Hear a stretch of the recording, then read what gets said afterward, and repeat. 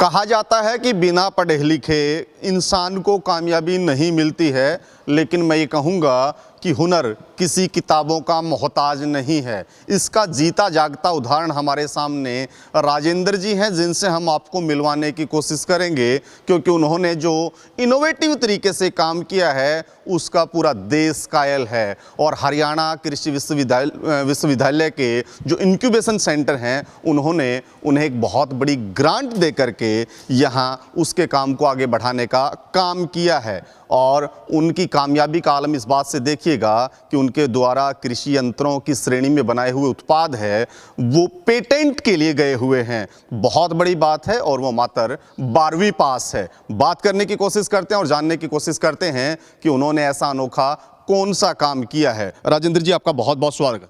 Sir नमस्कार। मैं राजेंद्र सिंह, जो कि बड़ी छात्रोड़ कला जिसे बोलते हैं, वहाँ से हूँ जी। और मैं एक साधारण किसान परिवार से ताल्लुक़ रखता हूँ। काफ़ी समय मैंने मतलब खेती में काम किया है, काफ़ी लंबे समय से खेती में काम करता हूँ। जब से मैं छोटा था तो पिताजी और माताजी के साथ में ही फील्ड में काम करते थे।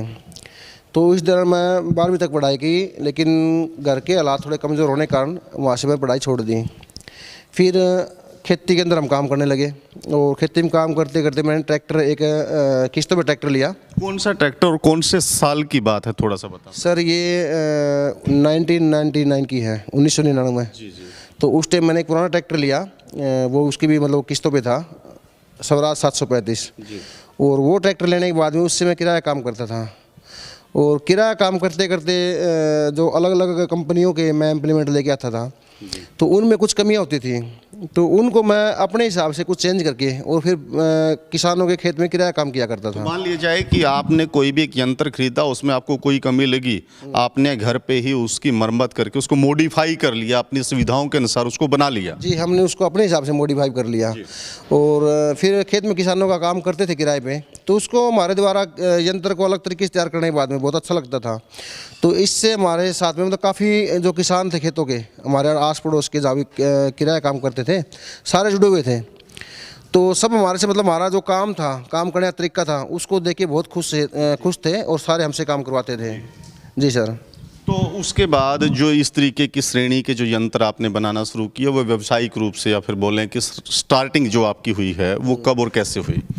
सर ये स्टार्टिंग हुई हमारी, जैसे मैं प्रत्येक कंपनी के इम्प्लीमेंट लेकर उनकी चेंजिंग करता था। तो ऐसे ही एक दिन हम खेत में काम करने के दौरान मतलब दोपहर को जैसे किसान इकट्ठे 5 हाथ बैठ जाते ना, वैसे हम बैठे हुए थे। तो लगभग मैंने 17 साल तक किराया काम किया है।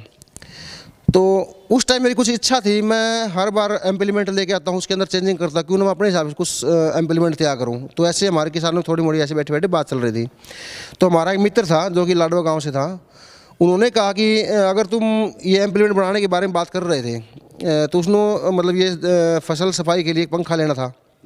उन्होंने कहा अगर तू मेरा पंखा तैयार कर दे, तो बनाने के लिए बोल रहा था, तो मैंने लेना ही लेना है, तो आप मेरा बना दो। मैं यार अभी सोचेंगे, बनाएंगे, अभी काम स्टार्ट नहीं किया।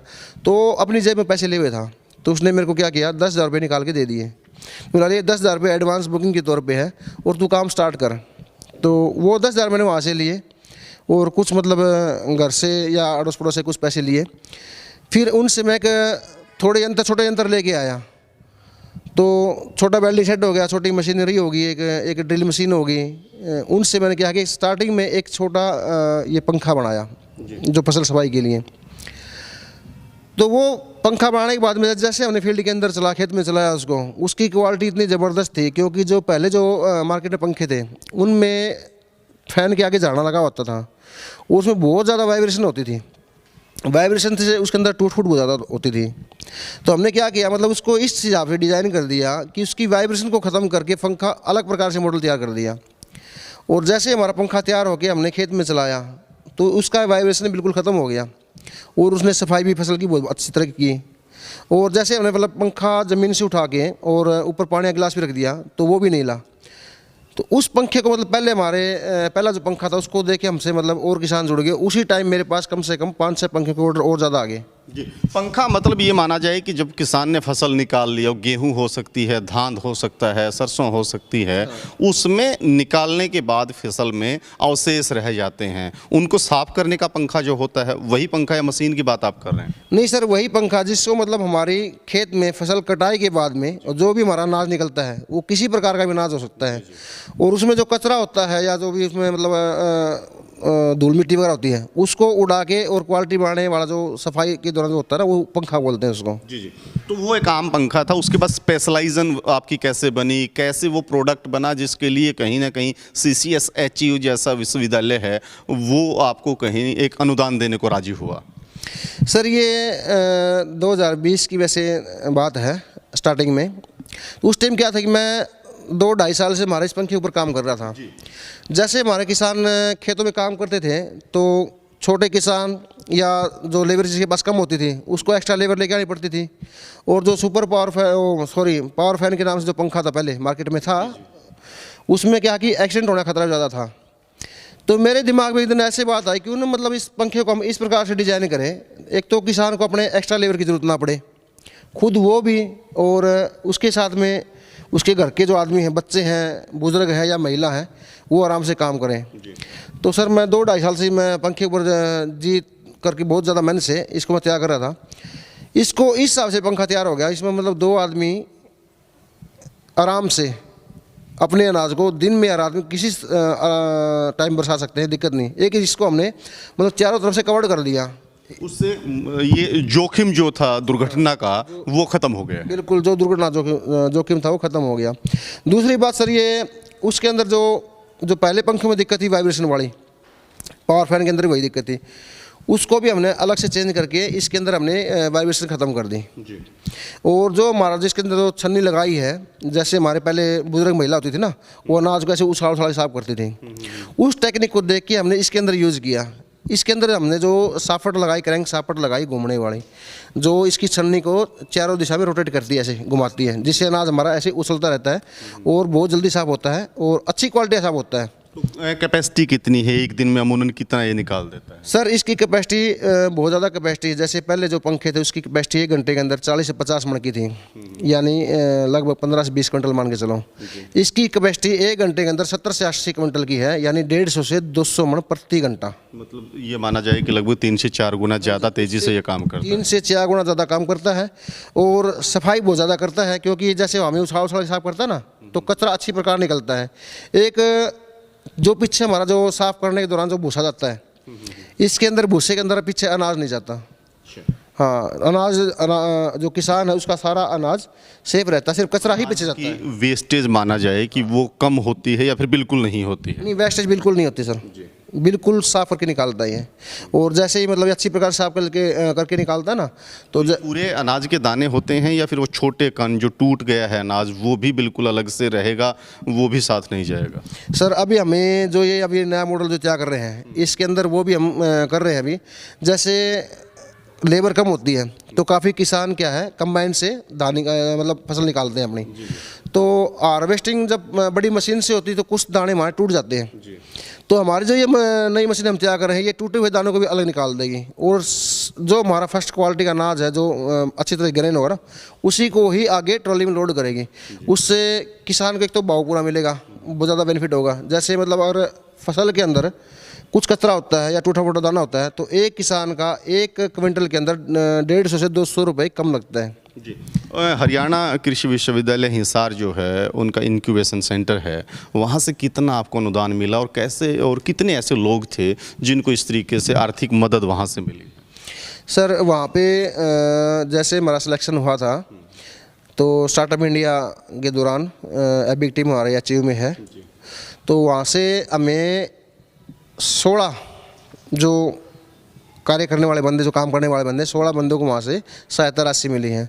और उस सहायता राशि के दौरान सबसे जो मतलब फर्स्ट क्वालिटी में मतलब अपना जो सुपर पावर फैन है बहुत अच्छी तरह माना गया इसको। और मुझे ये हमारे HU ने, नाबार्ड ने जो भी हमारी ये है कृषि कल्याण मंत्रालय जो है उन्होंने हमें 25 लाख की ग्रांट दी सहायता राशि के तौर पे, जिससे हम हमारे मतलब बिजनेस को आगे बढ़ा सकें और किसानों की अच्छी प्रकार से सहायता कर सकें। जी, इसके अलावा और कौन से यंत्र आप बनाते हैं? ये फैन की तो स्पेशलाइजेशन आपकी हो गई है, और क्या क्या आप बनाते हैं? सर और हम जैसे अब क्या है कि हमारी जो पेडी है, धान जिसे बोलते हैं, धान के लिए किसान को पहले पौध लगानी पड़ती हैं, फिर उसे मजदूर से खेत में रुपाई करानी पड़ती है, और फिर पानी उसके अंदर खड़ा रखना पड़ता है, जिससे उसकी बहुत ज़्यादा मतलब पानी हमारा बहुत ज़्यादा ख़राब होता है खड़ा रखने में, और पानी की बहुत ज़्यादा बर्बादी बहुत ज़्यादा होती है। तो हमने एक इस प्रकार की मशीन डिजाइन की है, जैसे हमारे मतलब मार्केट में पैसे चल भी रही DSR मशीन, तो DSR मशीन को हमने अलग तरीके से तैयार किया है। वो एक ही बार में गुड़ाई भी कर देगी, स्वागा भी लगा देगी, और हमारे धान को DSR मशीन को डायरेक्ट सीड ड्रिल उसको बिजाई भी कर देगी।